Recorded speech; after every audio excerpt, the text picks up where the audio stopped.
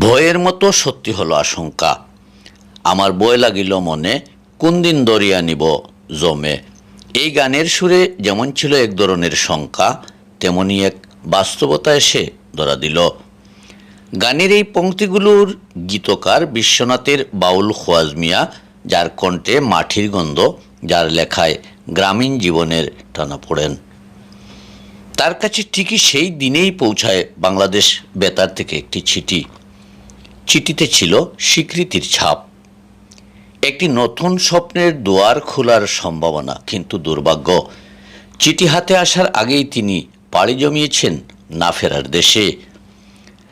বাংলাদেশ বেতার তাকে ডাকল, কিন্তু তখন তিনি নীরব, চিরনিদ্রায় শায়িত। শুক্রবার ২৭ জুন সকাল ১০ ঘটিকায় দৌলতপুর আদর্শ উচ্চ বিদ্যালয় মাঠে মরহুমের জানাজার নামাজ শেষে বাবার কবরের পাশে সমাহিত করা হয়।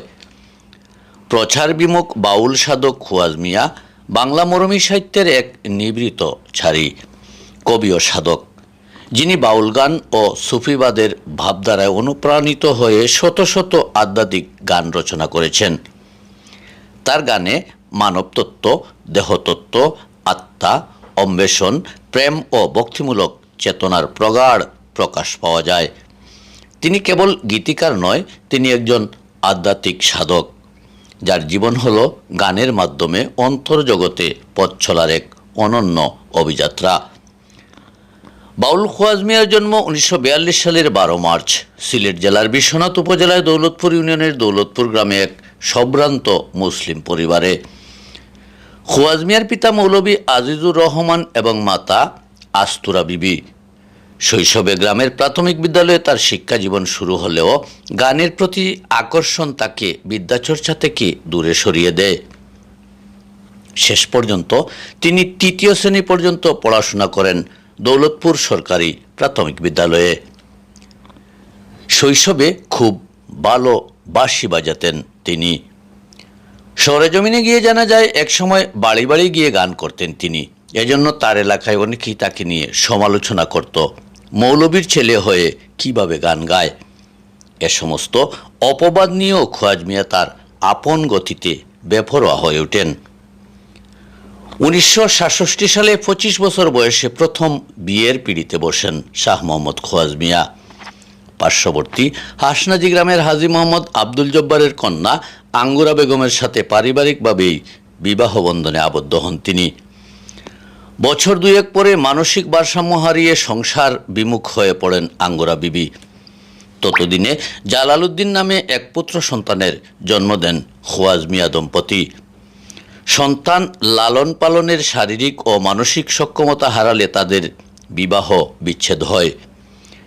শিশুপুত্র জালালউদ্দিনের দেখভাল করার নিমিত্তে পিতামাতার নির্দেশে ১৯৭২ সালে ওসমানীনগর উপজেলার চণ্ডীচর গ্রামে ইয়াকুব আলী শাহের কন্যা শাহেদা বেগমের সাথে বিবাহ বন্ধনে আবদ্ধ হন।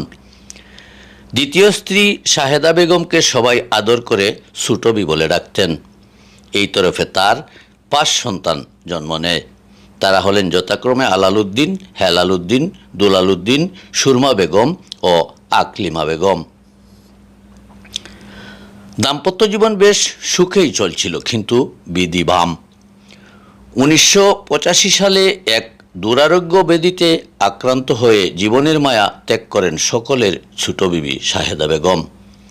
৬ সন্তান নিয়ে বড় বিপাকে পড়েন খোয়াজ মিয়া। তিনি লিখেন, মায়ে বাপে আদর করিয়া আমারে করাইলা বিয়া, সংসারের বার আমায় দিয়া বাবায় হইলা বাঁচিলাম, খেনে আমি বিয়া করিলাম। তিনি তার আরেক গানে লিখেন, স্ত্রীপুত্রের মোহ সদা বিনাশুতায় আছি বাদা, সাজিয়া দুফারি গাদা এদার ওদার ঘুরতেছি, আসিয়া সংসারও মাঝে বিষম দাদায় পড়িয়াছি। একদিকে সংসারের গ্লানি, অন্যদিকে সন্তানের মানুষ করার তাগদা। পরবর্তীতে এক প্রকার বাধ্য হয়েই ১৯৮৬ সালে বিশ্বনাথ পৌরসভার মিরেশ্বর গ্রামের তৈয়ব আলীর কন্যা মোসাম্মদ ফাতেমা বেগমকে আত্মীয় স্বজনের পরামর্শের ভিত্তিতে ৩য় বিয়ে করেন মোহাম্মদ খোয়াজ মিয়া। এই তরফে তিনি ৩ কন্যা ও ১ পুত্রের সন্তানের জনক। তার সন্তানেরা হলেন রেদওয়ান আহমদ, পাবেল, নাসিমা বেগম, মজুমা বেগম ও লিমা বেগম। 10 সন্তানের জনক খোয়াজ মিয়া তার গানে লিখেন, বছর বছর 6টা মাইয়া জন্ম নিছে বুরবুরাইয়া, মাথাটা গেছে গুড়িয়া, কি খাওয়াইয়া বাঁচাইতাম, খেনে আমি বিয়া করিলাম। সেই সাথে অদ্যবধি এই ফাতেমা বেগমই খোয়াজ মিয়ার সংসারের হাল ধরেছেন পরম মমতায়।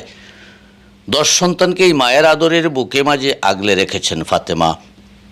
তখন তার বয়স 22 বছর। একদিন একই গ্রামের লতিফ আলী মাওলানার লাখলির গড়ে পরিত্যক্ত অবস্থায় একটি দোতারা দেখতে পান খোয়াজ মিয়া। সেই দোতারা নিয়ে গান গাওয়া শুরু করেন। লতিফ আলী মাওলানার গানের প্রতি তার এই টান দেখে তাকে দূরবীন শাহের কাছে তালিম নেওয়ার পরামর্শ দেন, কেননা গান হচ্ছে গুরু দীক্ষায় দীক্ষিত শিক্ষা।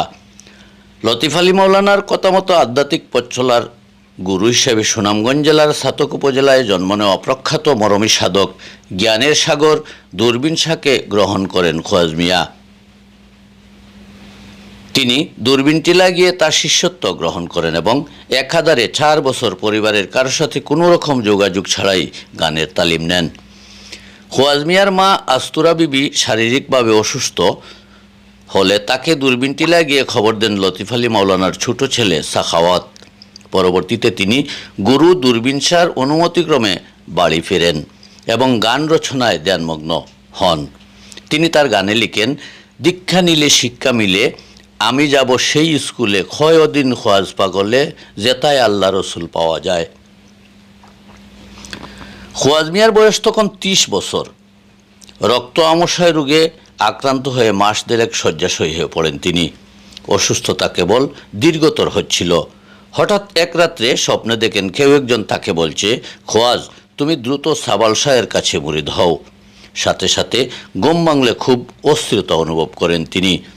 পরের দিন খুব বুড়ে উপজেলার রামপাশা ইউনিয়নের বিন্নারটেক নামক গ্রামে চলে যান খোয়াজ মিয়া এবং ওই দিনই তিনি সাধক ফকির সাবাল শাহের বয়াত গ্রহণ করেন। মুর্শিদের তত্ত্ব ও সাধনা তার গানে গভীর প্রভাব বিস্তার করে। মুর্শিদের গুরুত্ব বোঝাতে গিয়ে তিনি লিখেন, খামিল মুর্শিদ 7 রাজার দন, বজলে মিললে ফরস রতন, করলে সাধন হয় মহাজন, 14 পুরুষ স্বর্গে যায়। খোয়াজ মিয়া আরও লিখছেন, খুদাকে চিনতে হলে আগে চেনো আপনারে, চিনবে যদি আগে চলো ফির মুর্শিদের দ্বারে। খোয়াজ মিয়া 5 শতাধিক গানের পাণ্ডুলিপি থাকলেও তিনি গান রচনা করেছেন সহস্রাধিক। আধ্যাত্মিক, বাউল, দেহতত্ত্ব, দেশাত্মবোধক, মরমী এবং মুক্তিযুদ্ধ নিয়ে অসংখ্য গান রচনা করেছেন। তার গানে কেবলই ইসলামী বাবাবাদ নয়, বরং নানা ধর্ম ও শাস্ত্রীয় জ্ঞানের মেলবন্ধন পাওয়া যায়। উল্লেখযোগ্য গানগুলোর পাণ্ডুলিপি সংরক্ষণ করে রাখলে বাউল সাধক খোয়াজ মিয়াকে নিয়ে আগামী প্রজন্ম বাউল আব্দুল করিমের মতোই খুঁজবে, এমনটাই জানালেন তার এলাকার মানুষ।